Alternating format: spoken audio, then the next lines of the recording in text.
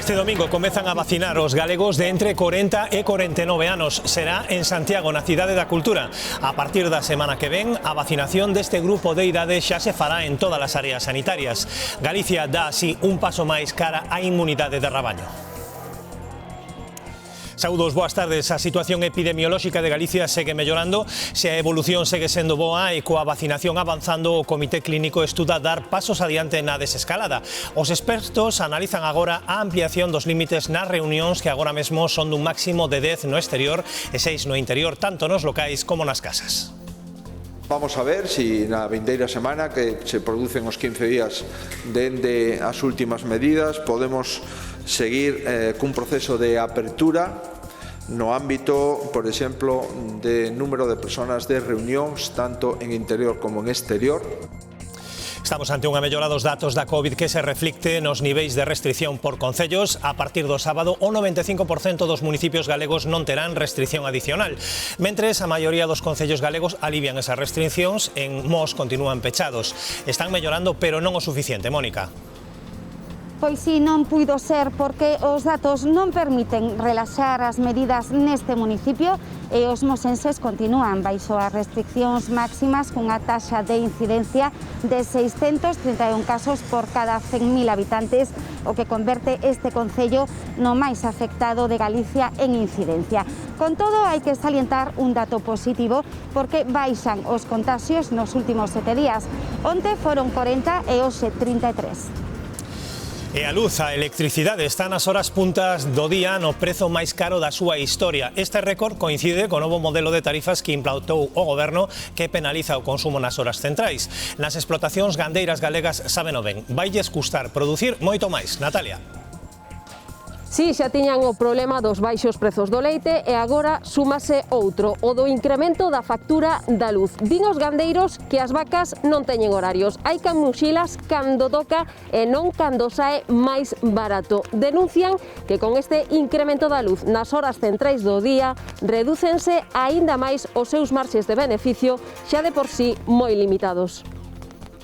E as granxas robotizadas que consumen 24 horas pues van a estar as horas de máximo consumo, van a estar pagando uns precios que vai facer que se incremente o precio do recibo e cos precios de leite que temos hoxe, pois outro golpe máis para o sector. E Galicia lidera a caída do paro no último ano en toda España. No mes de maio abandonaron na nosa comunidade as listas de desemprego 5.400 galegos, e un 3,2%, e as afiliacións subiron en máis de 8.500. No conxunto do Estado, o paro baixou en maio ata os 3,7 millóns. Con todo, son medio millón de parados máis que antes de que comezara a pandemia. Os autónomos son un dos sectores máis afectados polas restriccións. O Goberno galego aprobou hoxe novas axudas para eles. O terceiro plan de rescate vai repartir 234 millóns de euros que facilitou o Goberno central. O presidente da Xunta parécelle inxusto recibir o 3% das axudas estatais cando Galicia ten o 7% dos autónomos de toda España. Feijóo tampouco comparte que só poidan acceder a estas axudas os que teñan pagos pendentes e non os que estean o día cos provedores. E o novo tren que vai enlazar Vigo con Madrid vai ser un Alvia que non terá parada nin en Santiago nin en Vilagarcía, María.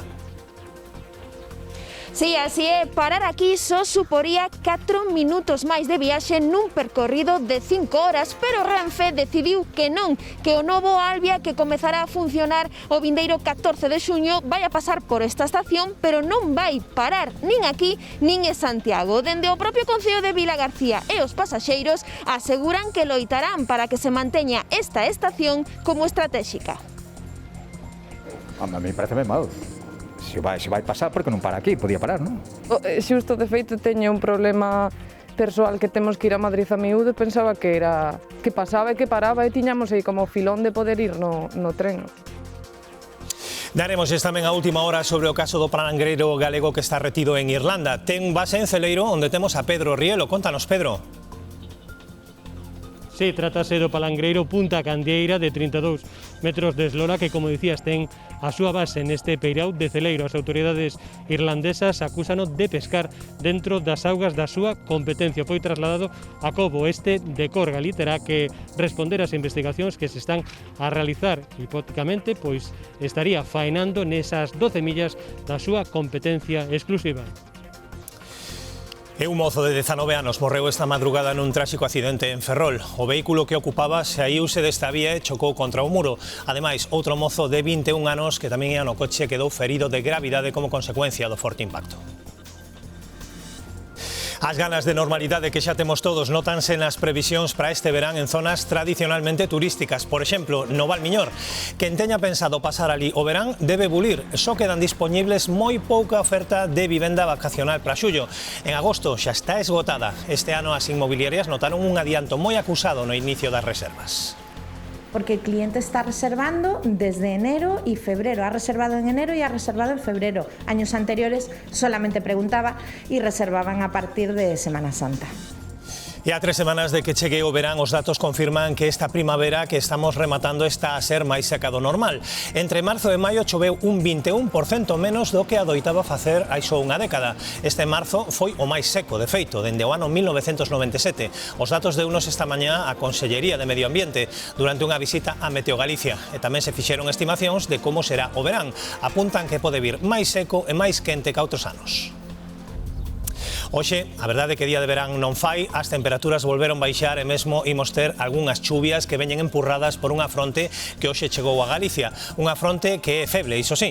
O vento sopra frouxo en xeral, un pouco máis forte na costa da Coruña.